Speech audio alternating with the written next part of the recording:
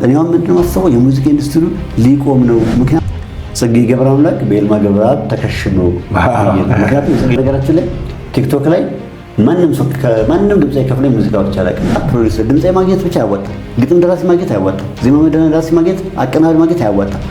ጥላሁን ገሰሰ፣ የነገው ቴዎድሮስ ታደሰ፣ የነገው ፍሬም ታምሩ፣ የነገው ሂሩት በቀለ። ሰላም ጤና ይስጥልን ውድ የአቻሬ ሚዲያ ተከታታዮች እንደምን ከርማችኋል? ይሄው ዛሬም እንግዲህ እንደተለመደው አንድ እንግዳ ይዤላችሁ መጥቻለሁ። በሙዚቃ ስራ ላይ በሙዚቃዎች ላይ በደንብ አድርገን እናወራለን። አብራችሁኑ ነው።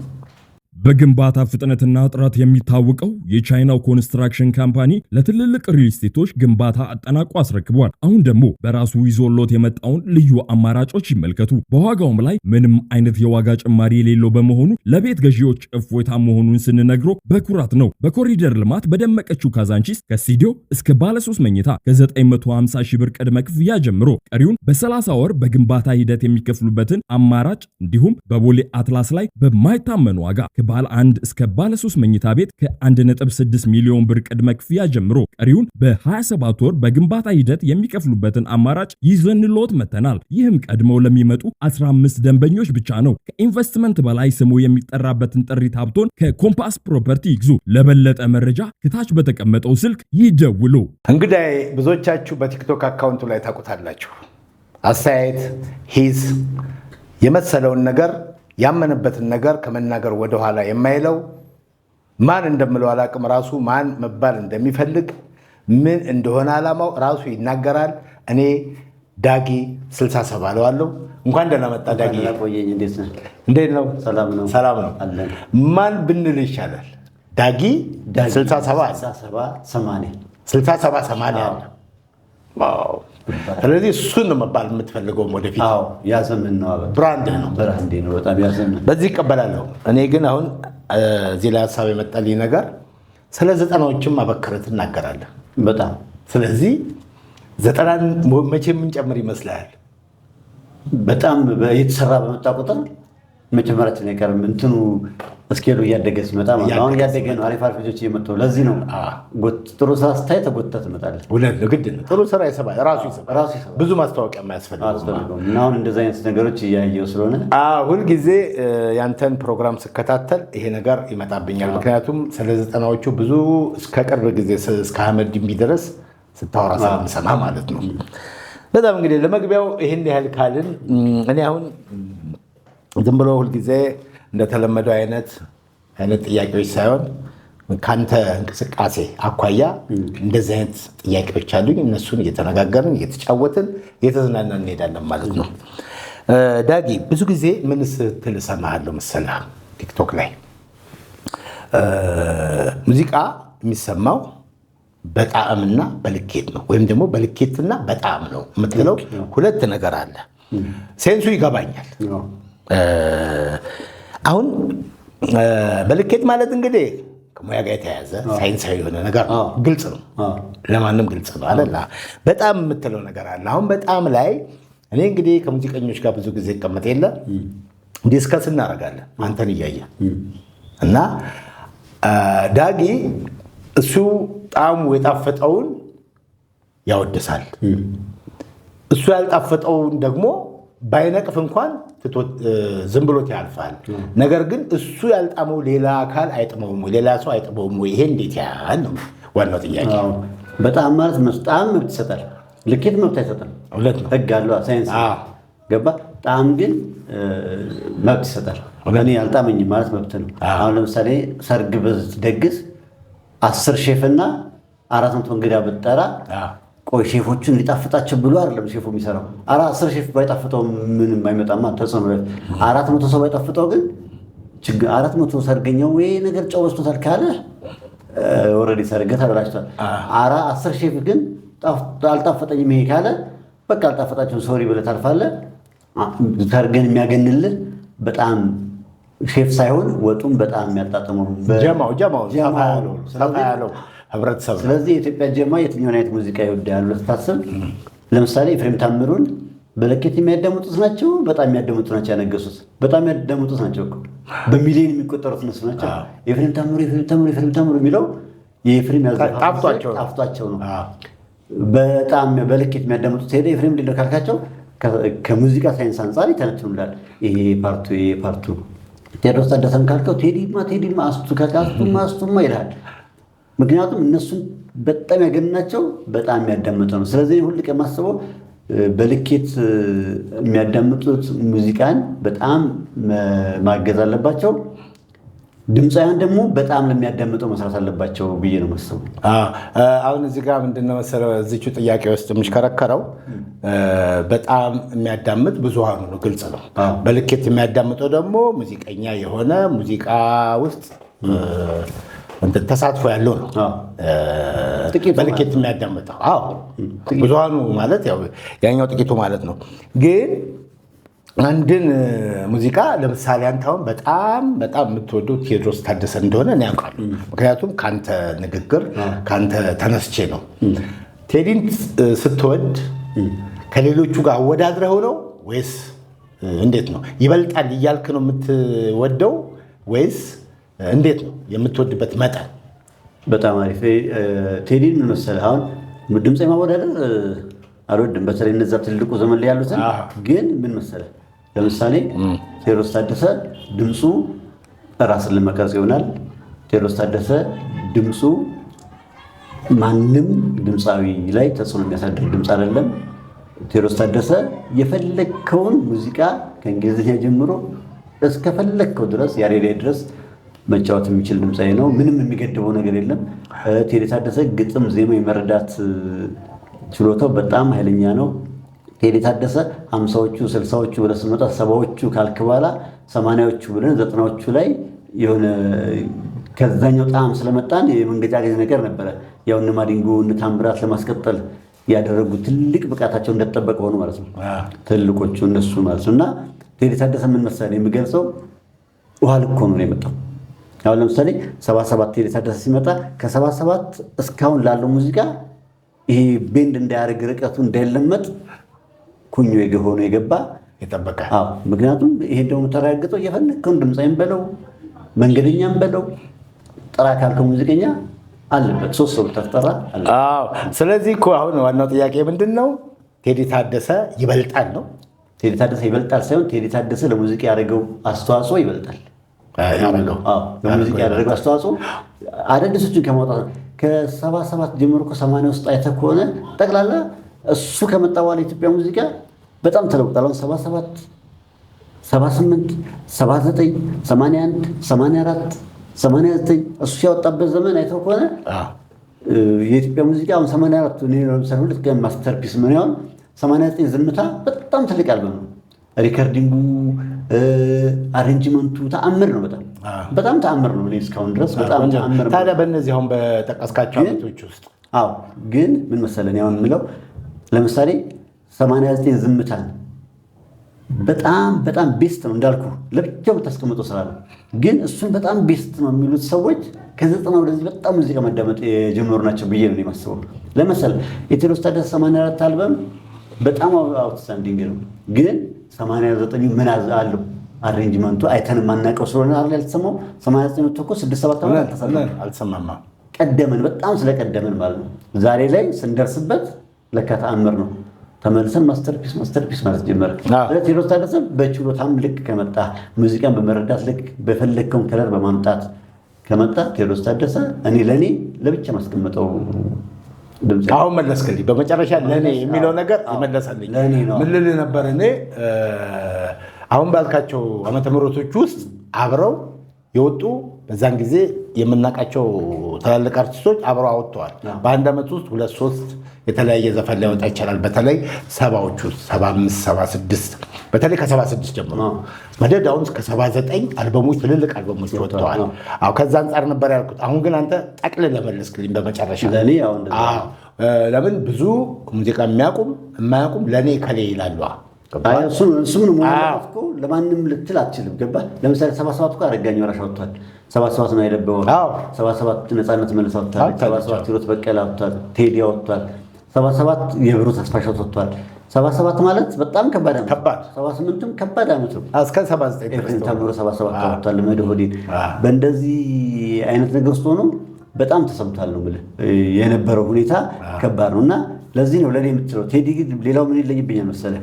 ጥቂት ድምፃውያን ጋሽ ጥለሽ ጋር የማየው ነገር አንዳንድ ድምፃውያን ጋር የማየው ትልቅ ኳሊቲ እንደየዘፈኑ ኤክስፕሬሽኑ ይለያያል። አሁን ለምሳሌ ካራክተራይዝ ያደርገዋል። ለምሳሌ አሁን እኔ አይደለሁም የተበደልኩት ሲልና እና እኔ እንዳልገባ ሲልህ ሁለቱም ከሰማው ይለያል። ሳይጨልም በጊዜ ሲልህ ሌላ ነው እኮ ይሄ ኳሊቲም ሌሎችም ጋር እናየዋለን አለ። ግን አሁን እኔ ለምሳሌ ራሴ ጠያቂው እንደ ተጠያቂ ያሉን እንጂ እኔ አሁን አንድ የምወደው አለ የሰባዎቹ የኔ አንደኛ አለ የምለው ገብቶሃል። እነዚሁም ሁሉ ስለሰማሁበት ነው። ስለዚህ ቅድም እንዳልከው ወዳልክ ነው የምመለሰው። ለእኔ የሚለው ነገር ግድ ነው። በቃ ተግባብተናል። ጥሩ ነው። እንደዛ ነው።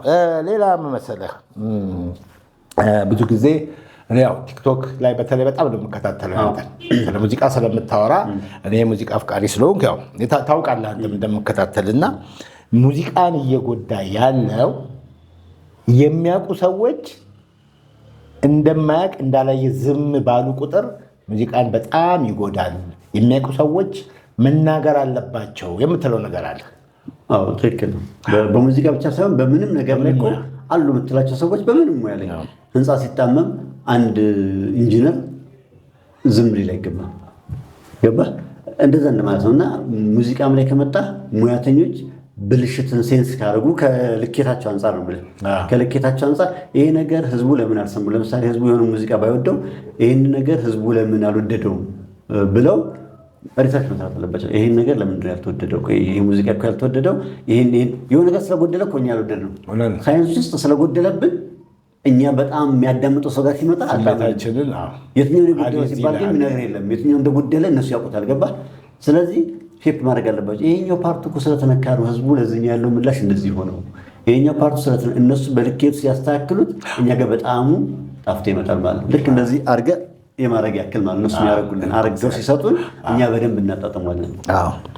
ስለዚህ የትኛው ነገር ላይ ቢገቡበት አስተያየት ቢሰጡ አዳዲስ አልበም ላይም በለው የትኛውም ላይ ቢመጡና ቢሰጡ ፊት ለፊት ወጥተው የሚችሉ በዓል ስላሉ ማለት ነው ሙዚቃ ኢንዱስትሪ በጣም ይለወጣል። እኔ ደግሞ ሙዚቃ ኢንዱስትሪ በጣም ነው የምቀነው። በጣም ከባድ ነው። እሰማሃለሁ። ለወደፊት ከባድ እንደሆነ ትናገራለህ። እኔ መጋራው ነገር እኔ ለዚህ ኢንተርቪው የጋበዝኩህ የምትሰራውን ስራ አይደለ ተሳትፎህ ለሙዚቃ በጣም ጠቃሚ እንደሆነ ስለተረዳው ዋናው ትልቁ ነጥቤ እንዲያውም እሱ ነው። በሱ ጉዳይ ላይ እንዴት መሆን እንዳለበት መንገር ማስተላለፍ ያለብን እንድታስተላልፍ ነው የፈለግኩትና እንደዛ ነው። ሌላው ጥያቄ ደግሞ መሰለህ በቅርቡ ቤተልሔም ሸረፈዲን አሪፍ አልበም ወጣለች። እኔም ወድጄዋለሁ፣ አንተም እንደወደድከው አይቻለሁ። እና እዚህ ላይ ከሷ በፊት አሁን ብዙ ነጠላ ዜማም አልበምም ወጥተው ጭራሽ የደረሱበትን ያላየናቸው አሉ፣ የተሰሙም አሉ። ግን ያልተሰሙ ይበሳሉ መሰለኝ። እና የቤተልሔም ሙዚቃ በደንብ አጣጥመዋል። የመወደዱ ሚስጥር ምን ስላለው ነው? እስኪ ምንድን ነው ኤሌመንቱ? በጣም አሪፍ። እንደውም ይህን ነገር ቪዲዮ ሰርችበታለሁ። እንደውም አደጋ የምትሰሩ ሰዎች እንደውም ይህን ያልበም አዳምጡት፣ የቤቲን ያልበም። ምክንያቱም እነሱ ምን ሆነው መጡ መሰለህ? አሁን የቤቲን ያወራው የዲምቢናን ነገር አወራ። እኔ በነገራችን ላይ ቲክቶክ ላይ ማንም ድምፅ አይከፍለኝ ሙዚቃ ወርቻ አላውቅም። ማንም ድምፅ አይከፍለኝ ሙዚቃ፣ ምክንያቱም እኔ ሙዚቃ ላይ ምን እንደማገኝበት ከካሜራ ጀርባ አውቀዋለሁ። ገባ? ስለዚህ እዚህ ጋር መጥቼ 5 ደቂቃ ወርቼ የተወሰነች ነገር ማንም ሰው በዚህ ትሪት ያደርገኝ። ለዚህ ነው ነፃነት ያለኝ ማለት ነው። ሳወራም ነፃነት ያለኝ ለምንድን ነው? ማንም በምንም ስለማይደልለኝ እኔ ሙዚቃውን ወድጄ ኢቭን ካወራው በኋላ ነው ከድምፃዊ ጋር ኮንታክት ማድረገው። ከጣመኝ ድንገት ነው ገብቼ ማወራው። እና የቤተልሔም ምን አለው መሰለህ? አንደኛ የዜማ ይዘቱ አብዛኛው የኢትዮጵያ ሕዝብ የሚወደው ዜማ ነው። ልባቸው አንዳንድ ዜማዎች አሉ ፋሚሊ ዜማዎች፣ በቃ ድንገት ስትሰሙ አዲስ ነው አዲስ ነው የተፈጠሩት እኮ ግን ልባችን ውስጥ ያለውን ፈልፍለው ያወጡ ልጆች ናቸው። ዜማውን አይተውኩን። የግጥም ሀሳቡ ደግሞ ምን ሆነብኝ መሰለህ? እዚህ ዘመን ላይ ካየኋቸው የግጥም ሀሳቦች በጣም የተሻገረ። እኔ እንደውም ናቲን ምን ብዬ ነው የገለጽኩት አንድ ሬዲዮ ላይ ጽጌ ገብረ አምላክ በይልማ ገብረአብ ተከሽኖ። ምክንያቱም የጽጌ ገብረ አምላክ ይልማ የራሱ የሆነ አጻጻፍ አለው። ስለዚህ ተከሽኖ የመጣ ልጅ ነው። በጣም ተአምረኛ ልጅ ነው በነገራችን። እና እሱ ተአምር ሰርቶ አሳየን። ግጥሙ ተሻገረብኝ፣ ዜማው ህዝቡ የሚወደው ነው። ስለዚህ አልበሙ ምን አደረገ? ዊን አደረገ፣ አሸነፈ። ገባ። ሌሎቹም አሁን አህመድ ዲቢ የመጣውን አመጣጥ አይተው ከሆነ የምንወድ ልባችን ውስጥ ያለ ዜማ ነው የሰጠን። ልባችን ውስጥ ያለ ዜማ የመጣንበት እነ ጋሽ ጥልሽ እነ አረጋኝ እነ ነዋይ አስለምደው የመጣን አይነት ነገር ውስጥ ድንገት ከተት ያደርጉናል። በጥሩ ሪካርዲንግ በጥሩ ኳሊቲ ማለት ነው። የዛን ሰዓት ሳትወድ በግድ ተወዷል። አንዴ ፍንጥር ብለህ ሌላ ተሸንፈት ትሰማዋለህ። ይህን ግን ተሸንፈት ትሰማዋለህ። ምንም ምርጫ የለም። ስለዚህ እነዚህ አልበሞች በደንብ ትምህርት ይሰጣሉ። ብልጥ ለሆነ ግጥም ደራሲ፣ ብልጥ ለሆነ ዜማ ደራሲ፣ ለብልጥ ድምፃዊ እንዴት ነው ህዝቡ ጋር መምጣት ያለብኝ። አሁን አንዳንዴ ሲያማክሩ ሙዚቃ ገብቶት የሚሰማውን ቢያማክሩ ነው የሚሻለው። እኔ እንደዛ ነው የምለው። ምክንያቱም ህዝቡን ወክሎ የሚሰማው ነው የሚሻለው። ካልገባ የገባውን ሰው የሚልህን መስማት ነው።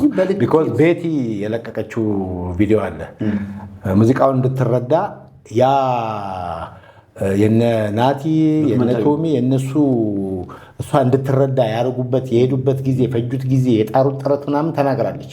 እኔ ተረድቼው እንድዘፍን ያደረጉኝ ብላ አየህ፣ ጉብዝናዋን እዛ ላይ አይቼዋለሁ። በጣም ቴንኪው። ይሄ ነው በቃ የሚፈለገው። እነሱም ደግሞ ዝም ብለው ድምፅ ስላላት ዜማውን ስለቻለችው ግጥሙ ስላቸው አረች ዜማ አለበለዚያ ያዘፍንልን ኢንተርናላይዝ አድርጋው ፔኑ ከተሰማት በኋላ ስዘፍነው እኛ ላይ ይገባል። ገባ። የዛን ሰዓት እንወዳለን። ይሄ ነው። ጥሩ ቆንጆ ነግረኸኛል። ሌላው ምንድን ነው መሰለህ፣ ቲክታክ ለሙዚቃ ጥቅሙ ይበዛል፣ ጉዳቱ ይበዛል። ጉዳቱ ልንገርህ። መጀመሪያ ጉዳቱ ህዝቡን ትዕግስት አሳጣው። ለምሳሌ በፊት ኢንትሮ አንድ ደቂቃ ኢንትሮ አለኩ፣ አንድ ደቂቃ ከምናምን ኢንትሮ አለኩ። ኢንትሮውን ጨርሶ ግጥሙ እስኪጀምር ታግሶ የሚሰማ ህዝብ ነው ተብሎ በኢንትሮ ተመስጦ ከዛ ግጥሙን ሰምቶ ቀጥሎ የሚሰማውን ብሪጅ የ7 ደቂቃ የ8 ደቂቃ ሙዚቃ በጣም በትዕግስት የሚሰማ ሰው ነበር። አሁን ግን አንድ ደቂቃ ኢንትሮ ብታመጣ ስክሮል ነው የሚያደርግ። ዩቲዩብ ላይ ራሱ አይሰማም። ድራግ አድርጎ ግጥሙም እንደሚል ጀምሮ ነው የሚሰማው። ስለዚህ ከዚህ አንጻር ትዕግስት ተሰጥቶናል። ቶሎ ትኩስ እንዲቀርብ ነው የምፈልገው። አሁን አይተህ ከሆነ እነዚህ ማሳየው ቲክቶክ ላይ በጣም ቫይራል የወጣ ሙዚቃ ዩቲዩብ ላይ ሄደህ ብታየው ቪው ትንሽ ነው። ቲክቶክ ላይ እኮ አንድ ሰው ፖስቶት 300,000 400,000 500,000 ያተሳል። እዛ ግን ዋናው ቦታ ላይ ሄደህ ስታየው ቪው የለም። ከጥቅም አንጻር የለውም። ከጥቅም አንጻር እዛ ጋር የለውም። እዚህ ጋር ግን ትሬንድ ሲሆን ሰውየውን ታውቀዋለህ። ሰውየው ግን ያወጣውን ውጭ መልሶታል ወይ ነው። እዛ ሄደን ብናየለት ነው የሚሻለው። ዩቲዩብ ላይ ብናየለት ነገ እንዲሰራ እንደዛ በዛ ላይ ፖስት አለው ሲሰሩ ገባ። ሰው ግን አሁን ዩቲዩብ ላይ እዚህ ጋር ሾርቷን ይሰማና ጄጄ ማድረግ ጀምሯል። ከአሁን የ2 ሰዓት ኢንተርቪው አድርገህ ከዛ ውስጥ ተለቅ መወጣችሁን ሰምቶ ጄጅ አድርጎ ወስናል። ጄጅ ያደርጋለሁ። ይሄ ከባዱ ጎን በጣም ከባዱ ጎን ሰውን ትዕግስት አልባ አድርጎታል። ቶሎ ነው በቃ መስማት።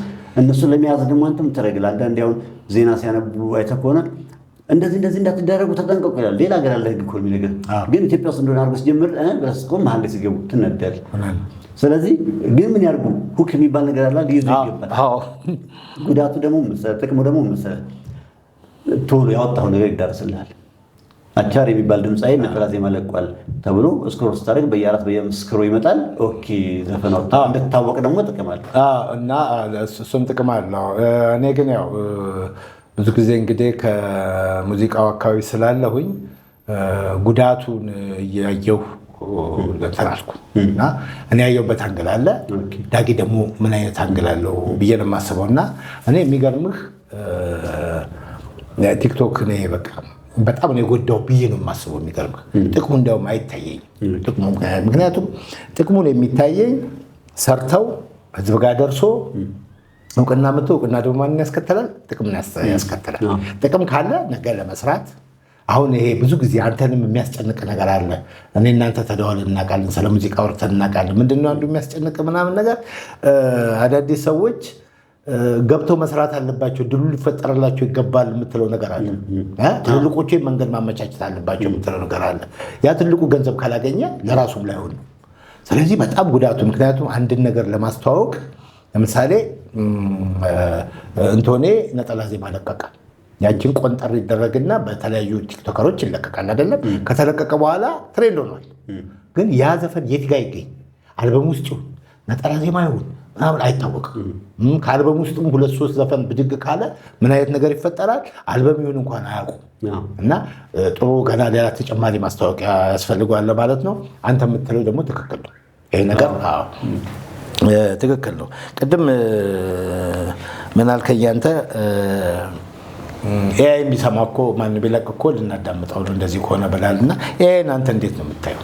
ኤአይ ምን መሰለህ እግዚአብሔር ለእግዚአብሔር የቄሳር ለቄሳር ብሏል። እኔ ለኤአይ የሚጥሙ ካለ እኔ በከባድ ኤአይ ለኤአይ እንደዛ ነው። ለምን መሰለህ ከባድ ነው። ለምን አንደኛ ግጥም የሚጽፉ ሰዎች ከውስጣቸው መጥቶ ማለት ነው። አሁን አንተ ከውስጥ ይመጣና ግጥም ትሰራለህ። ከዛ በኋላ አንተ ከውስጥ የመጣውን ግጥም ማለት አጋባለህ። ድምፃዩ ላይ እንዲይዘው አይደለም እኮ ግጥሙ ፈልገው እንዲጋባበት ፔኑ እንዲጋባበት አድርገህ ደስታም እኮ ምንም ብቻ ታጋባበታል ስሜታው። ያ ድምፃዊ ደግሞ ዜማ ደራሲ ደግሞ ያን ግጥም በደንብ ቢገባውና ወይ ዜማ ወይ ግጥም ሊቀድም ይችላል። ብቻ ግን ሲሰሩ የግጥሙን አውድ ይረዱትና ድምፃዩ ላይ ምን ያደርጉበታል? ያጋቡበታል። ካጋቡበት በኋላ በቅንብር በምን ሲመጣ ሳንወድ በግድ እኛ ጋር ይገባል። ለምን? ሰው ስለሆነ። ግጥም ደራሲ ሰው ነው፣ ዜማ ደራሲ ሰው ነው፣ ዘፋኙ ሰው ነው፣ አቀናባሪ ሰው ነው። ለማን ነው የሚሰጠው? ለሰው ነው። ስለዚህ እኛ ይገባብናል። አሁን እኔ በኤአይ የእናቱ ለቷ የሚለውን ዘፈን ብታሰማኝ ራፕ ነው ይመስል ምንም ይሄ ዜማውን እናውቀዋለን። እናቱ ለታዋል ይላል።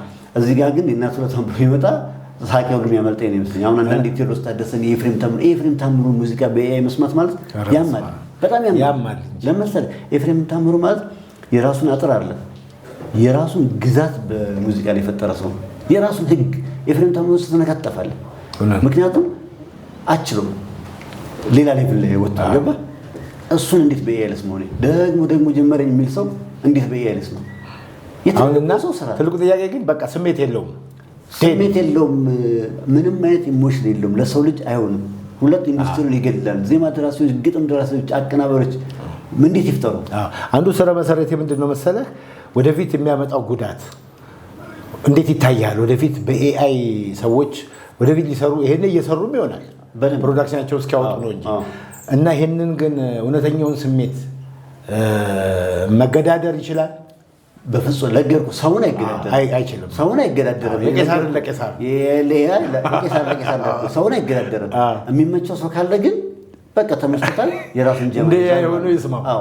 የራሱን ጀማ ይዘን ያዩ ሰዎቹ ደግሞ እኛ ሰዎቹ የሰውን ጀማ ይዘን እንሰማለን። ገብቶን ኢንዱስትሪው መቀጨጭብንም አሁን ትናንትና የጎዳብን የተቸገር ነው ገባ።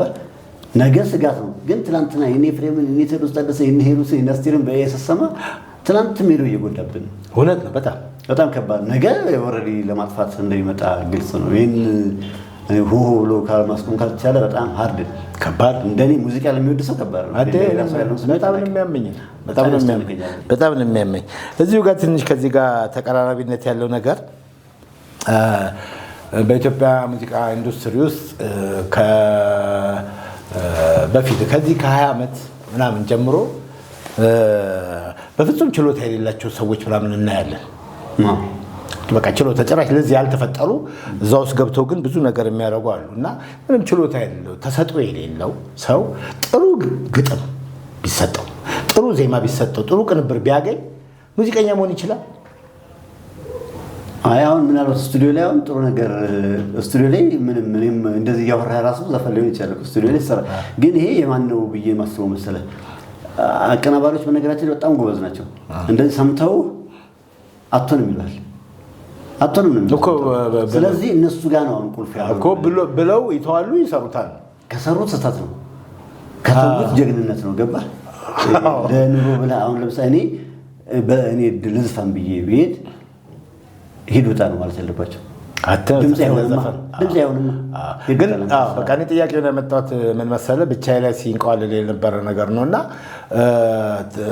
እንደ ዘፋኝ ስቱዲዮ ገብቶ አልበም የለቀቀ አውቃለሁ። ነጠላ ዜማ የደጋገመ የሞከረ ምናምን የደከመ ምናምን አውቃለሁ። እና አይሆንም ነው ዞሮ ዞሮ እኔ ዘፋኝ መሆን ይችላሉ አይችሉም ነው አሁን ለዳጊ ያቀረብኩት ጥያቄ። ገብቷል እኮ አሁን ለምሳሌ እነሱን እኔ አልሰማቸውም። ለምሳሌ ግን አሁን እንዳንተ በሰማቸው ቅድሮ ነበር የምናገረው ቲክቶክ ላይ። አሁን አንተ መናገር ነበር ለምሳሌ ሰማቸው አይደለ? ኖ ይሄ እኮ ሙዚቃ መቀለጃ አይደለም እንዴት እንትን ይሆናል? አቀናባሪ ውስጥ ምን አይነት አቀናበርከው? ግጥም ደራሲ ውስጥ እንዴት፣ ዜማ ደራሲ ውስጥ እንዴት ብለህ ዜማ አስጠናኸው እና እንዴት ገብቶት ሊሰራ ቻለ? ይሄ በሙዚቃ ላይ መቀለድ ነው። ልክ እንደሰማ ነው። እንደዚህ ነገር ምስል ሲቆይ ይጠነክራል። ቶሎ ብቅ እንዳለ ልክ አይደለም። ብቅ እንዳለ ልክ አይደለም። እዛው መናገር ነበር። እዛው ነው እንደሰማ ነበር መናገር ነው። አዎ ጥሩ ነው። ተረድቻለሁኝ። እሺ እንግዲህ ዳጊ ጥሩ ቆይተናል። ጥሩ ቆይታ አድርገናል። አሁንም አንዳንድ ነገሮች እናነሳለን።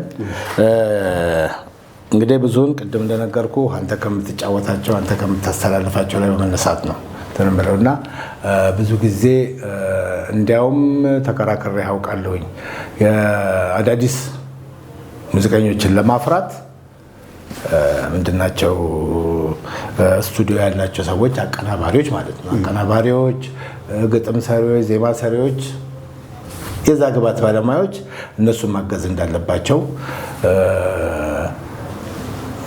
ወረፋ ውስጥ ሊከቷቸው እንደሚገባ ስታወራ እንዲያውም ምን አልኩት እዚህ እንደሆነ ገንዘብ ከሌላቸው እንዴት ሊቀበሏቸው ይችላሉ? ታስታውሳለህ? ተነጋግረናል በዚህ ጉዳይ ላይ እና እሱን እንዴት ማስታረቅ ይቻላል? እንዴት እነዚህ ልጆች አሁን የኔም ፍላጎት ነው አዲስ ሰው ወደ ጉዳዩ እንዲያውም እንዲህ አይነት ነገር ስሰራ ነው የኖርኩት። ስሰራ ብዙ አዳዲስ ሰዎችን እያመጣው አቀናባሪም እየለመንኩ እየጠየቅኩ፣ ግን በአንድ ሰው በሁለት ሰው በ10 ሰው አይሆንም። በጅምላ በጠቅላላ ሲያምኑበት ነው። እና ምን ማድረግ ይችላሉ? እስኪ አንተ ምን ትመክራለህ?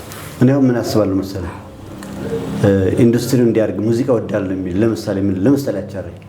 ለምሳሌ አቻሬ የራሱ ቢዝነስ አለው ይታወቃል። ስለዚህ አቻሬ አንድ ድምፅ የለም ፕሮዲውስ ያደርግም ቢያስባል ለምሳሌ ምክንያቱም አለበለዚያ አይሆንም። እኔ አሁን በራሴ አሁን ግጥም ደራሲዎች አሁን እንትን እሺ ብለው ግጥም የሰሩላቸው ልጆች አሉ፣ ዜማ የሰሩላቸው ልጆች አሉ። አቀናባሪ ያነገርኳቸው አቀናባሪዎች በጣም ፖዚቲቭ ናቸው ማለት እኔ በዚህ ልክ አልጠበቅኩም። ወይ በቃ አሪፍ ነው እንደውም አንተ ከሰማው በጣም ምርጥ ነው እንደውም በቃ ዜማውን ግጥም አልኳል ታመጣለህ። መስከረም ላይ ያሉኛሉ፣ አሁን ላይ ያሉኛሉ። ምክንያቱም የሚችሉ ልጆች አለበለዚያ እንዴት ይሁን? አሁን እኮ ምርጫ አለ እኮ አሁን እንዴት ይሁን? አዳዲሶቹ ድምጽ የዛ 2030 ላይ ማረጋኝ ወራሽ እንበል ያኛው ጄኔሬሽን የዛሬ 15 ዓመቱ ጄኔሬሽን 35 ዓመት ሲሆነውም አረጋኝ ኤፍሬም ይበል የራሱ ታሪክ ያስፈልጋል። አዲስ ትውልድ የዛሬ የዲምቢ ወይ የቤቲ ወይ ጽላት የሰንበዲ አንዳቸው ሙዚቃ ራሱ ሲወጣ የሚል ጄኔሬሽን መምጣት አለበት። እንደዚህ ሰዎችን ካልተካ ምን እናድርግ? አሁን እኛ መሰለ ትልቁ እንትን እኔ አሁን የምወደው የማደንቀው የማከብረው ጄኔሬሽን ያልኩ ነው 60 70 80 ያለው ጄኔሬሽን በጣም ነው የምወደው።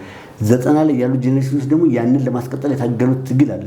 አሁን ላይ ደግሞ ምን ልጆች መጡ መሰለ አንዳንዴ ድምጽ ነው የምትለው ግራ ሲገባ የሚችሉ የመጨረሻ የሚችሉ እንደዚህ ሲያንጎራጉሩ ግራ ነው የሚገባ ወጣቶቹ።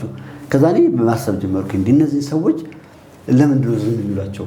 ማለት በቃ ዝም የሚሏቸው ለምንድን ነው? ስለዚህ ቆይ ይሄ ነገር ግን እንትን ብል ብዬ አማቀውን አቀናበር አንድ ሰው ሲናገር ወይ ምን ችግር አለ ነው የሚለው።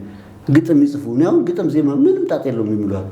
ገባ አሁን መሬት ላይ ወርዷል ማለት አሁን ግጥም ዜማ ይሰሩልኝ አሉ በደንብ ይሰሩልኛል። አቀናባሪ የተቀበለኝ አለ የሰጠውትን ሰው ሁለት ሰው ከሰጠው በቃ ሽዳጊ ጨረሽ ይሰጣሉ ያሉ አሉ።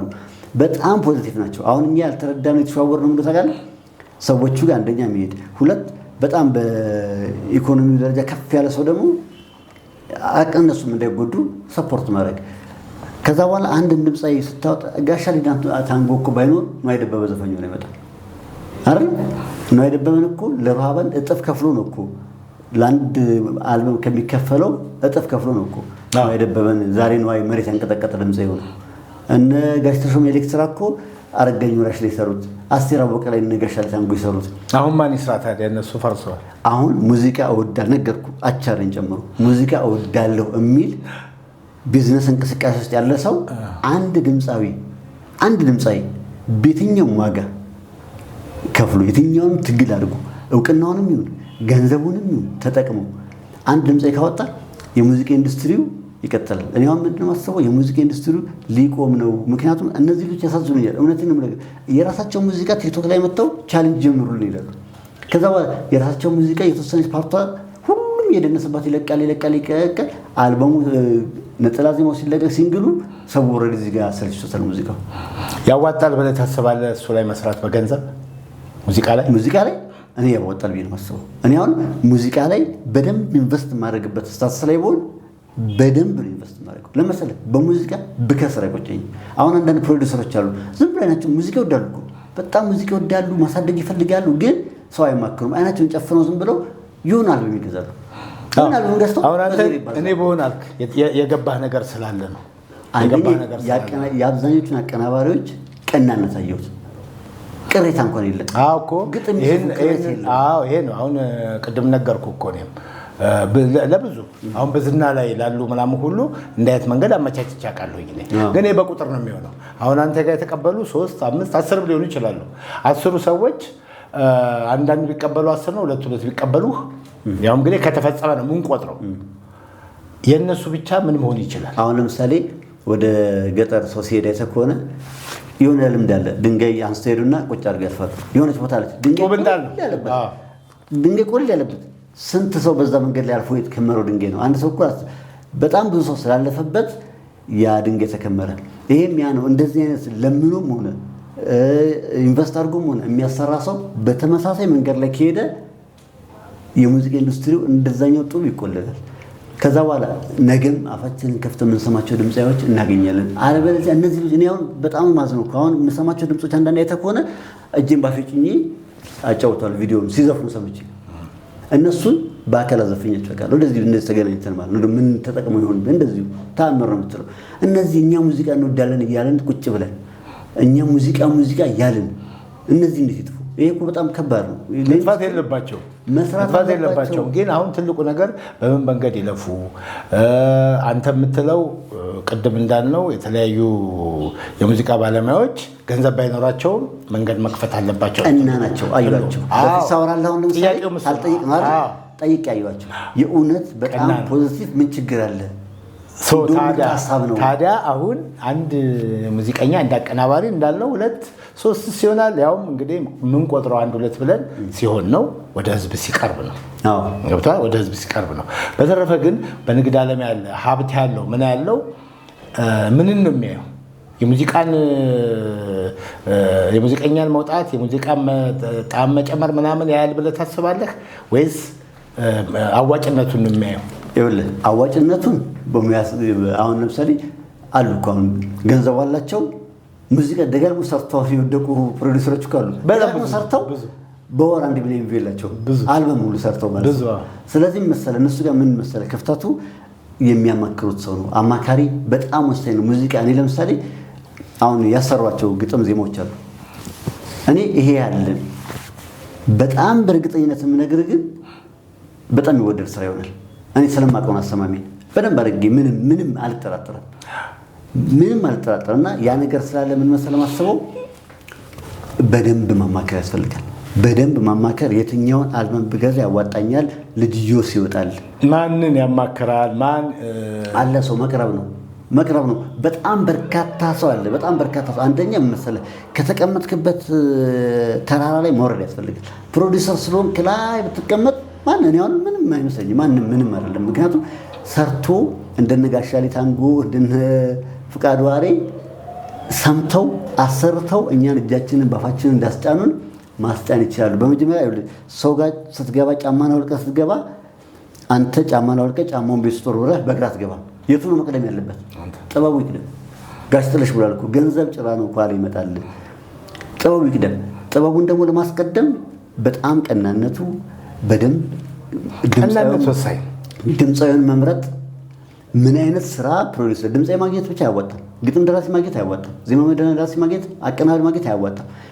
ህዝቡ ምን ይፈልጋል ነው። አሁን አንተ ህዝቡ እኔ አሁን ለምሳሌ ድምፃዊ ብሆን እውነቱን ነው የምነግርህ፣ ድምፃዊ ብሆን የማማክረው ብዙ ዘመን ሙዚቃ የሰሙ ሰዎችን ነው። ምክንያቱም ለህዝቡ ነው የምሰራው። ብዙ ዘመን ሙዚቃ የሰሩ ሰዎችን አማክሬ ነው የማወጣው። እንደዚህ አይነት ስራ ሲሆን ብልጥ ሰዎች አሁን እንደዛ ያደርጉ ነው። አይተህ ከሆነ እኔ አሁን ለምሳሌ ብዙ ሰው ጠርቶ አልበም ያሰማኛል። ብዙ ሰው በጣም ብዙ አልበም ሰማሁ አሁን የሚወጡ አልበሞች። ለዚህ ነው ቀድሜ አሁን የሚወጡበት ተከታታይ ያሉ አልበሞች እኔ አብዛኞቹ ሰምቻቸዋል። ቢያንስ 70% አስተያየት ሰጠሁ በደንብ 70% ለምሳሌ ከ12 ሙዚቃ 50 ካገኘ በቂ ነው እኮ። ከ12 ሙዚቃ 6 ካገኘ በጣም ቤስት ነው። ነገ 12 ከ12 ያገኛል። ሰምተህ አንተ ከሰማው በኋላ የወጣ አለ ነጠላ ወይም እንትን አሁን ኦልሬዲ በቅርብ አልወጡም ገና።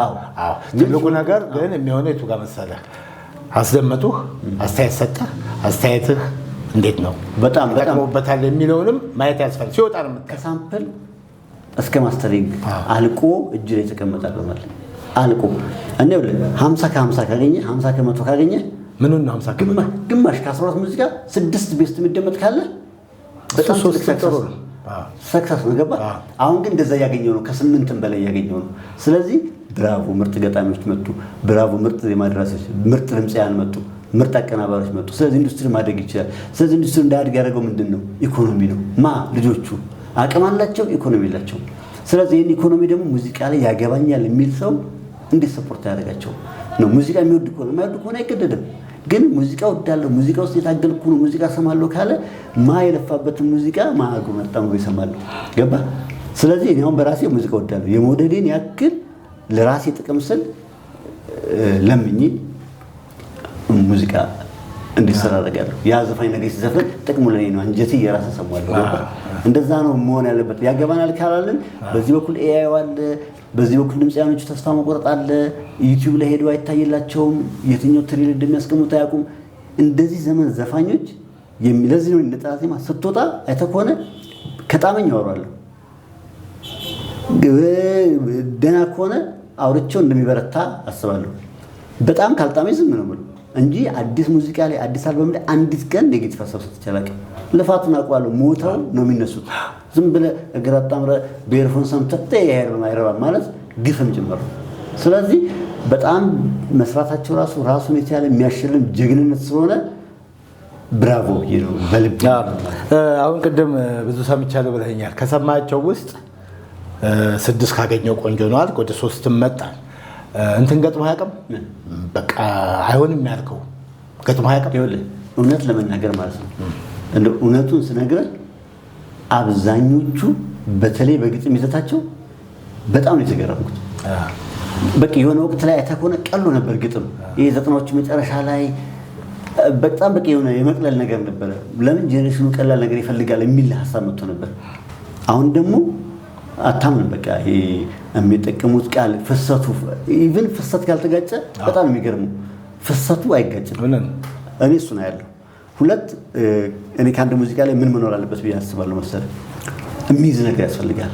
የሆነ የዜማ ፓርት አሁን የ5 ደቂቃ ሙዚቃ ላይሆን ይችላል። የሆነ ፓርት ካለ ሙዚቃ ያልፋል በቃ።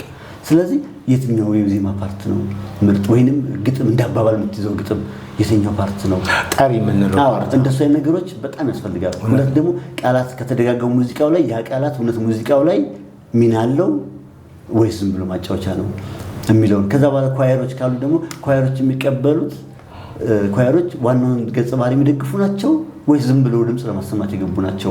ከዚህ አንጻር ፍሰቱን ተከትለ የዜማውን ውበት ተከትለ ከሄድ የሙዚቃውን ውበት ልብ ታገኛለህ።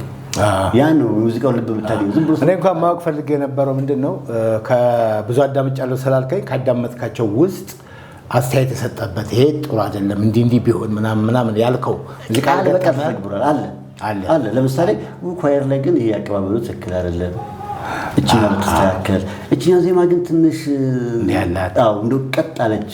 ቀጥ የሚል ዜማ ውበት አለው። እንትን ያለም ዜማ ጥፋትም ካለው ደግሞ ጥፋት የሚያስፈልግ ከሆነ ያስፈልጋል። አሁን ቅድም ምን ብዬሽ ነበር ታስታውስ እንደሆነ አንተ አስተያየት ሰጥተህበት ወደ ህዝብ ያቀርባል ወይ ብዬሽ ነበር። ገና በሂደት ላይ ናቸው። አሁን ምንድነው አስተያየት የሰጠህበት ሞር የወደድከው ነው ያለው። ስምንት ምናምን አንድ ሊኖር ይችላል፣ ወይም ደግሞ ከአንድ አልበም ውስጥ አንድ ዘፈን ኦር ከአንድ ነጠላ ዜማ ውስጥ የሆነች ፓርት ኔክስት የምታደርገው ዘፈን አለ። ኔክስት የምታደርገው እሱ ላይ ቅድም ምን ስላልክ መሰለህ ይሄን ጠንከራ አድርጌ ያዝኩት። መጠየቅ አለባቸው፣ አስተያየት መጠየቅ አለባቸው ስላልክ ነው። አስተያየት ተቀብለው ያን አስተያየት ተግባራዊ አድርገውታል የሚለው ደግሞ ወሳኝ። ለምሳሌ እሱን አንድ አልበም 13 ከሆነ ሶስቱ በጣም በቃ ይሄ ማለት ሰው የማይቀበል አይነት ስሜት ከተሰማኝ ለምን 10ሩን አታወጣውም ነው የምለው። ሁሉ ቀን እንደዚህ ያልኩት ሰው ማለት አለ። ለምን 10ሩን አታወጣው? 10 እኮ 10ሩን አውጥቶታል። እኔ ደግሞ ጥያቄ የሰጠኸውን ምክር አሁን እኮ አንተ ሙዚቃ ታውቃለህ። እሱ የሰውየው እንትን ገባኝ። አብዛኞቹ ግን በደንብ ሰምተውኛል። ዳጊሻ ምን ለማለት ፈልጌ መሰለህ በጣም ብዙ ሙዚቃዎች ላይ አስተያየት ሰጥቼ አውቃለሁ። በጣም ረጅም ዓመት አንዱ ሙዚቀኛ ለአንዱ አዳምጥልኝ ብሎ አስተያየት ሲሰጠው አይቻለሁ። በጣም አዋቂው ለማያውቀው አይ ይሄ አይደለም ሲለው ሰምቻለሁ። እኔ አንድ ሙዚቃ ብቻ አንድ ዘፋኝ ብቻ እከሌ ያለው ትክክል ነው ብሎ በጣም ብዙ ሰምቻለሁ። እውነቴን ነው የምነግርህ። አያረጉትም። አሁን አንተ ይሄን ጄኔሬሽን በጣም ለዚህ ጄኔሬሽን ጥሩ ግብአት ሆነ መጣለን። ይሄ እኔ ያየሁት ነው፣ የማምንበት ነው፣ ስላመንኩበት ነው። ወደ አንተ ስልክ ላይ አሁን እኔ እዚህ ጋር ያልከው ነገር እንዴት ነው ብለን ተደዋውለን እናውቃለን። አንተም የራስን ስትሰጥ እኔም የኖርኩበትን ስሰጥ ተጨቃጭቀን ሁሉ እናውቃለን። ይሄ ነው እውነተኛ ስሜት ብዬ ነው የማምነው። ስለዚህ አንተ የሰጣቸው አስተያየቶች ተግባራዊ ሆነዋል አልሆነም የሚለው ወደፊት ታየዋለህ። ኢፒ ተወሰዋለ ለምሳሌ 6 ሰምቼ በእርግጠኝነት ሰው ወይ ሙዚቃ ይሰማልን ብየው 6 የተወሰው አቃል ከ6 እንደ አዲስ የጀመረ ከ13 2 የጣለ ምናምን አለ ያልኩት እንትን ነው ጥለውታል ኦልሬዲ እና ማስተር ሞር እርግጠኛ የምትሆነው ማስተሩን ሰምቻለሁ። ኦልሬዲ ፍላሽ ላይ ያለ እጅ ላይ ያለ ግን ማስተር ሰምተህ ታውቃለህ? አሁን ካልካቸው ውስጥ ማስተር አሉበት። በቃ ማስተሪንግ ያልከው እጅ ላይ ያለ 2-3 በደንብ እሱ ላይ ማስተያየት ሰጠህ በደንብ እና ከዛ ላይ ቀንሰዋል በደንብ ቀንሰዋል። እውነት ለዚህ ነው አሁን ያለው ድምፃዊ በጣም አንደኛ በጣም የሚሰሙት፣ ሁለተኛ ሰው አይቀበልልህም ነው የምትለው። እኔ አሁን የምሰማው የኢትዮጵያ ሕዝብ እንደሚሰማው የኢትዮጵያ ሕዝብ በጣም ሙዚቃ ያውቃል። በነገራችን ላይ የትኛው ሙዚቃ አሁን የኢትዮጵያ ሕዝብ በኳስ ነው በሙዚቃ ታማው እውነት ነው የምነግርህ። ስለዚህ ያውቃል። ስለዚህ ይሄ ሕዝብ ምንድነው ማመጣለት ብለህ እዛ ጋር በሳይንስ መፋለጥ የለብህም። ህዝቡ ምን ይፈልግ ስደረድር ለምሳሌ እነሱ የሚደረድሩበት የራሳቸው እንትን አላቸው። እኔ አሁን አንድ አለ አፍርሺ የደረደርኩት በቃ ኦልሬዲ ከደረደርኩት አፍርሺ ይሄ አይደለም ይሄ መጣም ይሄ ለምሳሌ እኔ የአድማጭ ወገን ነኝ። ነገ ከ80 ሚሊዮን ህዝብ ጋር ልሰማው አይደለ? ስለዚህ ሰው እንዴት ነው ይፈልግ ታውቃለህ። ብዙ ፐርሰንቱም አለ። ይሄ ደግሞ ከኤክስፒሪየንስ ማአት ዓመት ከማዳመጥ የምታገኘው ነገር ነው። ምክንያቱም የምታያቸው ጥቂት ነገሮች ናቸው። አንዱ ሙዚቃ ስትሰማ የቱ ጋር ነው የሙዚቃው ልብ ያለው? ለምሳሌ ቆይ ቪዲዮ ስለምሰራበት ልለፈው። አንዳንድ ሙዚቃዎች ምን ይሆኑ መሰለህ? ብዙ ጊዜ ተላላ ዳውን ባይ እንኳን አለበደገሙ ጥሩ ነው። ምን ይሆኑ መሰለህ? አንዳንድ ሙዚቃዎች አሁን ከላይ ታሪኩን ይዞት መጥቶ መጨረሻ ላይ ልክ ፊኛ ትነፋና ትቋጥሯለህ እንዳይተነፍ። መጨረሻ ላይ የሙዚቃው ሙሉ ሀሳብ በሁለት ስን የሚጠቀልሉ ጀግኖች ደራሲዎች አሉ። ሙሉ ሀሳቡን ሲዘጉት ሙዚቃውን በቃ ይሄ ነው ብሎ ግጥም ማለት እሱ ነው። በጥሩ ዜማ ሸክም በትኖ መተዋል። እንደሱ አይነት ስራዎች ብዙ አሉ። በጣም እጅግ በጣም ብዙ። ለዚህ እኮ ነው የቀደሙትን እስከ ቅርብ ጊዜም 90ዎቹ ድረስ ያሉ ከባድ ሰዎችን የምናደንቀው። አሁን የምትለውን ስሜት የሚያመጡሉ ናቸው። ታሪኩን ካልቋጨው ምን ካላለው ክፍል 2 ብሎ መስራት አለበት። ገብቶሃል? አሁን ደግሞ ወጣቶች የተተኩትን እኔም አንተም ብዙ ጊዜ ስማቸውን ጠርተን እናውቃለን። ናትናኤልን ወንደሰኔው ባሉ ሌሎች ስም ከጨመርን ብዙ መጥራት አለብን። ይሄ ራሱ እንዳንድ እንትን ነው እና ጥሩ አወራን በአስተያየት አሰጣጡ ላይ በማዳመጡ ላይ ምናምን ቆንጆ ነው። የኔም ሀሳብ የኔም ፕሮግራም ይኸው ነው። ሙያተኞች ትንሹም ትልቁም አዳምጦ የራሱን ነገር እንዲይዝ ነው ፍላጎቱ። ሌላው ምንድነው? በጣም ትላልቅ ሙዚቀኞች ትልቅ የምንለው ማን እንደሆነ ግልጽ ነው። በጣም ጃይንት ሙዚቀኞች ስህተት ሲሳሳቱ እናያለን። የእነሱ መሳሳት ምንድን ነው የሚያመጣው ጉዳት? ምን ብለህ ታስባለህ? አንደኛ ይኸውልህ ድፍረት ይሰጣል ማለት ተከታዮችን እንዲደፍሩ ታደርጋለህ። ከሌ እንኳን በቃ ነገሮችን እንዲደፍሩ ታደርጋለህ። ከሌ እንኳን ማለት ትጀምራለህ። ከሌ እንደዚህ ከስራውን ሳለው እንዲህ ይልሃል። አንደኛ ያን ግዙፍ ሰው ማነጻጸሪያ ማድረግ ይመጣል። ሁለተኛ እዚህ ያሉት ሰዎች አድማጭን እንዳይፈሩ ታደርጋለህ። በግንባታ ፍጥነትና ጥራት የሚታወቀው የቻይናው ኮንስትራክሽን ካምፓኒ ለትልልቅ ሪል ስቴቶች ግንባታ አጠናቆ አስረክቧል። አሁን ደግሞ በራሱ ይዞሎት የመጣውን ልዩ አማራጮች ይመልከቱ። በዋጋውም ላይ ምንም አይነት የዋጋ ጭማሪ የሌለው በመሆኑ ለቤት ገዢዎች እፎይታ መሆኑን ስንነግሮ በኩራት ነው። በኮሪደር ልማት በደመቀችው ካዛንቺስ ከስቱዲዮ እስከ ባለ 3 መኝታ ከ950 ሺህ ብር ቅድመ ክፍያ ጀምሮ ቀሪውን በ30 ወር በግንባታ ሂደት የሚከፍሉበትን አማራጭ እንዲሁም በቦሌ አትላስ ላይ በማይታመን ዋጋ ከባለ 1 እስከ ባለ 3 መኝታ ቤት ከ1.6 ሚሊዮን ብር ቅድመ ክፍያ ጀምሮ ቀሪውን በ27 ወር በግንባታ ሂደት የሚከፍሉበትን አማራጭ ይዘንልዎት መተናል። ይህም ቀድመው ለሚመጡ 15 ደንበኞች ብቻ ነው። ከኢንቨስትመንት በላይ ስሙ የሚጠራበትን ጥሪት ሀብቶን ከኮምፓስ ፕሮፐርቲ ይግዙ። ለበለጠ መረጃ ከታች በተቀመጠው ስልክ ይደውሉ። የሚጠበቅ ስራ በሰራ ቁጥር አሁን በጣም የምታከብረው በጣም ትልቅ የምትለው ሰው መንገድ ላይ ቢጸዳዳ ለምን 10 ዓመት የሚፈራው ምን ብለህ ልትቀርጸው? እንደዛ ማለት ነው። ስለዚህ እንደ መፈራትና መከበር ቀላል አይደለም። ተፈርተው ተከብረው ሲቀመጡ አንደኛ ስራቸውን ትፈራባቸዋለህ፣ ሁለተኛ እነሱም የራሳቸውን ስራ ይፈሩታል፣ ሶስተኛ ያውቁታል። ይሄን እንደዚህ ባደረገው ይሄን ስሌት ሰርተው ነው ሊመጡ የሚገባው እና ዝም ብለው ግን አሁን በዙሪያ አንዳንዴ መሰለህ ብቻ ምንም አፈጥረው ዙሪያ ላይ አጥር ያስፈልጋል። ኖ የሚልም አጥር ያስፈልጋል። ብራቮ የሚልም አጥር ያስፈልጋል። አንተ ምን ስትል ሰማው መሰለህ? ስህተት ተፈጥሮ በትልቅ አርቲስት ማማከር ሁሉ አማካሪ የለም ወይ እስከ ማለት ተደርሷል። የብዙዎች ስሜት ነው ያ ጥፋት የብዙዎች ስሜት ነው። አንተ እንዲያውም እንዳይሆን ብለህ ቀድመህ የገመትከው ጉዳይ አለ። ገብቶሃል? ያ ሆኖ ሲገኝ ስሜት ነክቷል። ግን ያ የተሳሳተው ሰው ትላንት የሰራው በጣም በቃ ማንም ሊነካው የማይችል ከባድ ነገር አለ። እዛ ውስጥ ሲሆን ደግሞ አጣብቂኝ ውስጥ ይከታል። በተለይ ሙዚቃን የሚወድ በተለይ ሙዚቃን የሚያከብር ሙዚቃ ስታከብር ሙዚቀኛውን ታከብራለህ። እንደዚህ አይነት ነገሮች አሉና አሁን ያለፈውን እንተውና ወደፊት ትልልቆቹ ምን ማድረግ አለባቸው? እኔ ምን አስባለሁ መሰለህ? እንደውም የሙዚቀኞች ማህበር ህግ ቢያወጣ ደስ ይለኛል። ልክ እንደ ሳንሱር ለምሳሌ ሰንበዲ ይመጣል። እኔ አዲስ ድምጻዊ ነኝ፣ ጥሩ ድምጽ አለ፣ በውድድሮች አሸንፈ ሊሆን ይችላል ወይ ጥሩ ተወዳዳሪ ልትሆን ትችላለህ። ስለዚህ አንተን ሰው የሚያውቅህ በምንድን ነው? በሰው ስራ ነው። አንድ ሁለት መስራት ኖርማል ነው። አለበለዚያ ምንጭ ማድረግ ነው የሚሆነው። ከዛ በኋላ ትሰራለህ። ከዛ በኋላ የራስህን ሲንግሎች ትሰራለህ። ተመልሰህ ሰው ስራ ጋር ከገባህ ቺት እያደረግህ ነው። ስለዚህ ማህበሩ ምን ማድረግ አለበት?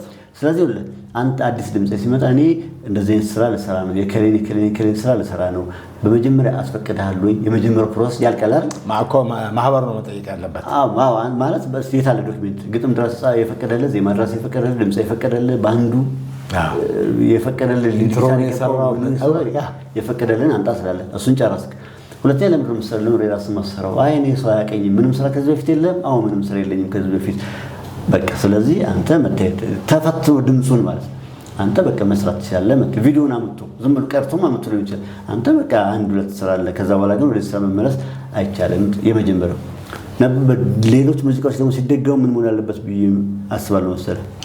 እኔ በዚህ ዓመተ ምህረት ከወጣው አልበሜ ላይ ይሄኛውን ዘፈን፣ በዚህ ዓመተ ምህረት ከወጣው ዘፈኔ ላይ ይሄኛውን ዘፈን መድመገም እፈልጋለሁ፣ ወይንም በዚህ ዓመተ ምህረት የወጣው ሙሉውን፣ ወይንም ከየዓመተ ምህረቱ ተለቅምና 10 ዘፈን መስራት መድገም እፈልጋለሁ ስትል ለምን ህግ ያስቀምጣል? የመጀመሪያው ሪከርዲንግ ጥሩ አልነበረም ወይ? ያ ድሮ የሰራው ሙዚቃ ሪከርዲንግ ጥሩ አልነበረም ወይ ብለህ ትጠይቃለህ። ሪከርዲንጉ አሪፍ ነው ካለ ምን አስፈልገ ታል ሪከርዲንግ አለመሰማት በቃ ይሄ ሀሽ አለው ይረብሻል ካልክ፣ ሁለተኛ ደግሞ እሱ ጥሩ ነው፣ አይ ይሄኛው ሙዚቃ አልተዳረሰም፣ ያኔ ትንሽ ኮፒ ነው የታተመው፣ ከዛ በኋላ ቶሎ ወይ ዘመን ተለውጦ ብቻ ቶሎ ወጣ። እንደዚህ ወጡ ሙዚቃዎች አሉ። ቶሎ ወጣብኝ እኔ ሰው ጋር መድረስ አለበት ብዬ በጣም እቆጫለሁ። ያልደረሰ ማለት ነው። ስለዚህ እንዲደርስ አብዛኛው ጋር እንዲደርስ ስለምፈልግ ለተደራሽነቱ ኦኬ ያሳመኝ ምክንያት ነው። ሶስተኛው ደግሞ ያኛውን ስዘፍነው ልጅነትም ስላለ ይሁን ምንም ስላለ ግጥም ፓርቱን አልተሰማልኝም። ግጥሙ ግን ትልቅ ነው። ዛሬ ላይ ባሬ መረዳት ይሄኛውን ግጥም በደንብ ለህዝብ ማድረስ ፈልጋለሁ። ይሄ ሁሉ በተሟላበት ውስጥ ለሚደግም ከተሞላ ትደግማለህ። አለበለዚያ ይሄ ሁሉ ነገር በደንብ ተደራሽ ይሆናል። ግጥሙ የሚሰማ ሪከርዲንግ ጥሩ ያደርጋል። ልድገም ብሎ ከመጣ ኖ አትደግምም። እንደ ሳንሶር መኖር አለበት። አለበለዚያ በቃ ያው ሳንሶር አድራጊ ወይም ደግሞ የሚቆጣጠረውን አንተ ያልከው የሙዚቃ ማህበር ነው፣ የሙዚቃው ማህበር ነው። እውነት ነው። ማህበር ከሆነ ብዙ ነገር ማየት አለበት። አሁን ግን በሀገራችን ያለው የሙዚቃ ማህበር አንተ ስለማታውቀው ነው፣ እኔ ያውቀዋለሁኝ። በጣም በሚገርም ሁኔታ በጣም ሰውም እንኳን ሙዚቀኛ እንኳን ወደዛ አይመጣም። መጀመሪያ ስልጣኑን ማህበሩ እንዲመሰረት ሙዚቀኛው ፈቅዷል ወይ አልፈቀደም ወይ?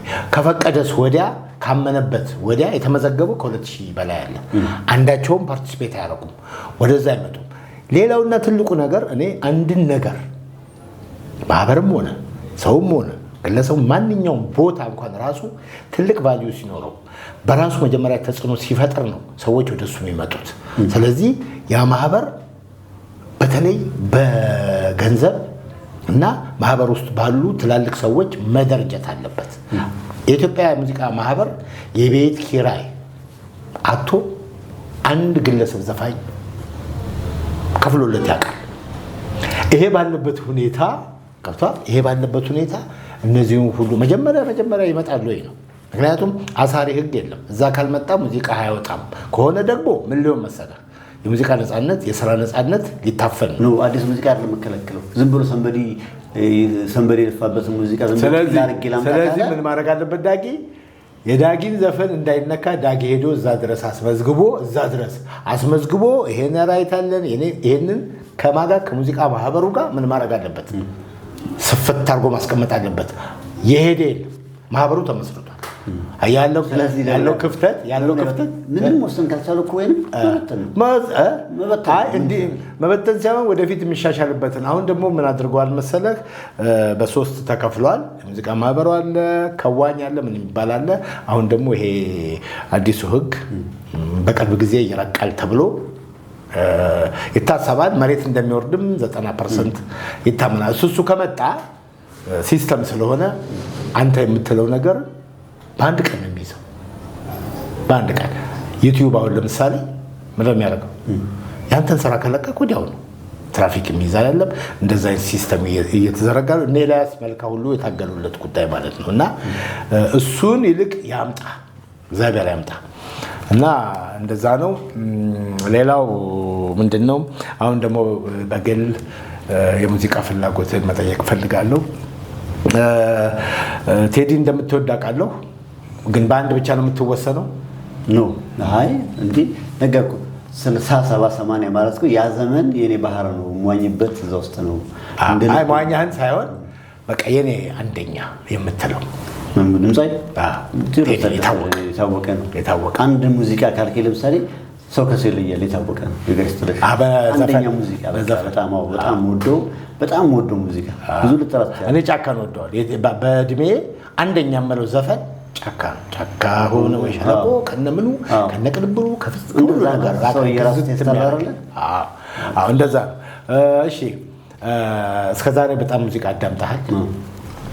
ብዙ ነገር ታውቃለህ። ስታውቅም ዝም ብሎ ሳይሆን አጣጥመህ ነው። በጣም ጎበዝ አቀናባሪ ማን ነው አንተ? ከሰማቸው ስራዎች ደረጀ ተፈራ በጣም ደረጀ መኮንን እጅግ በጣም ደረጀ ተፈራ በዜማው በጣም ወዳለሁ። ለምሳሌ እንተም ላይ ሆነልሽ የሚለው እንደዚህ ስራዎች ሰራ ሰውና እሱም ጥሩ ግጥም ደራሲ ጽጌ ገብረአምላክ ማለት ታቦቲ መስል እሱ የጻፈ የ1981 የመልካሙን ሙሉን የጻፈ የ1979 ጭነጫዋትን የጋሽ ጥለሽ ላይ 8 አካባቢ ግጥም በጣም ጠንካራ ዜማ ሲማን ይመስጣል። ዜማ አበመለሰ እንግዲህ ይህንን ወደ ስንሄድ ነው ከ50-60ዎቹ ጀምረን ነው አሁን የነካካ ነው። 70 ደርሰናል። እነዚህ አቤ ምናምን እስከ 80 ምናምን አሉ። አሁንስ ከረንትሊ ከወጣቶች የማን ድምፃዊ እንግዲህ በዓመተ ምህረትን ለየው ብዬ ነው የማን ድምፅ አሁን ገዝተዋል ከወጣቶቹ? ማንም ዘፋኝ የምትለው በጣም ጎበዝ ብዙ አሉ። ከዘጠና ወደዚህ በዚህ 10-15 ዓመት ውስጥ 10 ዓመት ካለ 2000 ገባብን። ከ90 ጀምሮ ከመጣን 90 በነገራችን ላይ እኮ 28 ዓመት ነው እኮ 90ዎቹ የምትለው ራሱ እኮ 28 ዓመት አይገርምም? 90ዎቹ የምትለው ራሱ ማለት ረጅም ጊዜ እና ከዛ ጀምሮ እንምጣ ካልኩኝ አበባ ደሳለኝ ለኔ አንደኛ ነች። በጣም አንደኛ ነች። ከዛ በኋላ ግን እነ ማዲንጎ አሉ፣ እነ ታምራት አሉ። እንደዚህ አሁን ብቅ ለምሳሌ ጌቶ ማይሬ ከአበባ ከነ ማዲንጎ በፊት ነች። አይ ያው 91 ጀነሬሽን ስለዚህ እሷን አንደኛ አደረጋታለሁ ምንም ያለ ጥርጥር አንደኛ ማለት። ከዛ በኋላ ቀጥሎ የሚቆጩኝ ድምጻቸው አሁን ነጌቶ ማይሬ ምን አይነት አቅም እንደነበራቸው እነ ወንድሙ ጅራ ሲጽፍ ምን አይነት ድምጻይ እንደሆኑ ወንድሙ ጅራም ከባድ አያቻል በጣም ከባዶች ናቸው። ግን እኔ ጥያቄ ወደ ወጣቶቹ ስንመጣ ዳዊት ጽጌ ከባድ ልጅ ነው። በጣም ከባድ ልጅ ዳዊት ጽጌ ማለት ሙዚቃ የድሮም ገብቶታል፣ የወደፊቱም ገብቶታል። ገና ወዴት እንደሚሄድ ያውቀዋል። ወዴት እንደሚሄድ ኦልሬዲ ያውቀዋል። ማስተዋል በጣም ጀግና ድምፅ ነው በጣም እና በዜማ ካልከኝ ዜማ አህመድ ዲምቢ ነው። በጣም ዲምቢ እኔ እንዲያውም ጠቢቧ ነው የምላት። በጣም አህመድ ዲምቢ እንደውም አልበሙ ከመውጣቱ በፊት ዜማ ራሱ ከሰራ ምርጥ ዜማ ጠብቃለሁ። የቪዲዮ ሰርች ነበር። ግጥምስ ናትናኤል ግርማቸው በጣም የተለየብኝ መጥቷል። አሁን እጅን ባፌ ከጫምኩ ቆየሁ። በጣም በጣም በጣም ከባድ የተለየ ሰው የተለየ። አዎ እነዚህን ለማወቅ ነው እንግዲህ እኛ ፍላጎታችን ምንድነው? ትውልድ እንዲኖር፣ አዲስ ትውልድ እንዲተካ፣ አዲስ ትውልድ ሙዚቃውን ይዞ እንዲሻገር። በእኔ እይታ ደግሞ በጣም መጣር አለባቸው። አድካሚ ነው። ሰው ምንም ሙዚቃ ውስጥ ያየሁት ነገር መሰለህ ዳጊ፣ በታምር ላንተ ብሎ አይሰራም። በቃ ራሱ ሙዚቀኛ ከሆነ እራሱ አንደኛ ያው ኑሮም አለ ገብቷል። ያው ብዙ አውርተናል። ጥሩ ነገር እንዳስተላለፍን ጥሩ ነገር ካንተ እንደተገኘ አምናለሁኝ እና ወደፊት ደግሞ እንደዚሁ ሙዚቃውን እየተከተልን አንተም ለሙዚቃው ቅርብ ነህ፣ እኔም በጓደኝነት እኔ ከሙያ አንጻር አይደለም ይሄን ሁሉ ዓመት ኖሬ አንተ ላይ አይገባኝም። የራሴ የተወሰነ ይኖረኛል እንጂ እኔም እዛ ውስጥ መነከር ፍላጎት የለኝም። አድናቂ ነኝ። አድናቂ ሁላችን እንደዛ ሆነን ነው እንዲያርግ የምንፈልገው። አድናቂ ነህ። አንተ ብዙ ነገር ታውቃለህ፣ ብዙ ነው ገብቷል። ወደፊት በተለይ ደግሞ ካሁን በኋላ አንተ አሁን እንደዚህ ብለህ እያዳመጥክ ነው፣ አስተያየት እየሰጠ ነው። በተለይ ደግሞ ስትመጣ ደግሞ ብዙ ተአምር፣ ብዙ የሚገርም ነገሮች ሊገኝብህ ይችላል ብዬ አስባለሁ እና ወደፊት እንዲሁ ሙዚቃ በተመለከተ ወደፊት እንገናኛለን ብዬ አስባለሁ። ለዛሬ ግን ዳጊ እጅግ አድርጌ ሰዓትህን አክብረህ እኔንም አክብረህ እዚህ ስለተገኘህ እጅግ አድርጌ አመሰግናለሁ ዳጊ። በመጨረሻ ለወጣቶቹ ሙዚቀኞች ምን የምትመክረው ነገር አለ? የምትለው ነገር ምን አለ? ወጣቶቹ ድምፃውያን አሁን ያላችሁበት ቻሌንጅ በጣም ይገባኛል። በጣም ጀግና ናችሁ። በእውነት አንድ አልበም ለመስራት በጣም ከባድ ነው። በጣም ከባድ በቃ ይሰማል አይሰማም ጭንቀት አለ። ግጥም፣ ዜማው፣ ቅንብሩ፣ ጊዜው፣ ገንዘቡ፣ ይህ ሁሉ መስዋዕትነት በጣም ከባድ መስዋዕት ለአመታት 4 ዓመት 5 ዓመት 6 ዓመት ትፈጁና ከዛ በኋላ ደግሞ አልበሙን የምታስደምጡበት ቦታ ደግሞ ራሱን የቻለ ችግር ነው። እሱኛውን ቦታ ማፈላለግ፣ ወረፋ መጠበቅ፣ ይህ ሁሉ አለ።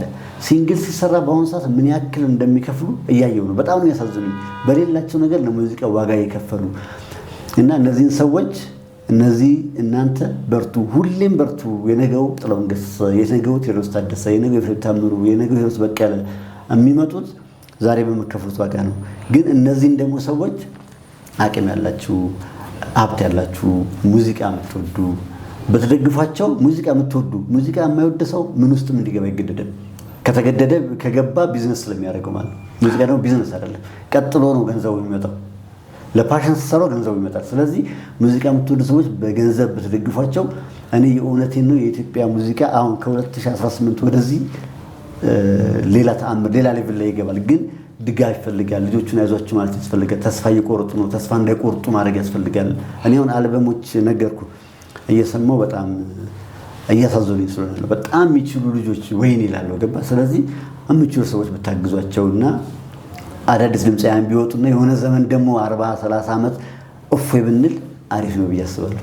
እውነት ነው የተናገርከው ነገር በሙሉ ትክክል ነው።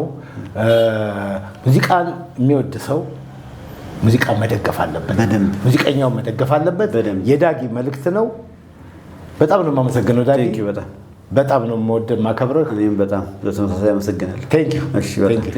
እንግዲህ የአቻሪ ሚዲያ ተከታታዮች ዛሬ ከዳጊ 60 70 80 ጋር ያደረኩትን ቆይታ እንደተከታተላችሁት ነበረ። በሚቀጥለው እንዲሁ በሙዚቃ ዙሪያ የሚያወራኝ ትልቅ ሰው ፈልጌ እንደገና እንገናኛለን። ለዛሬው ግን ቻው፣ እናመሰግናለን።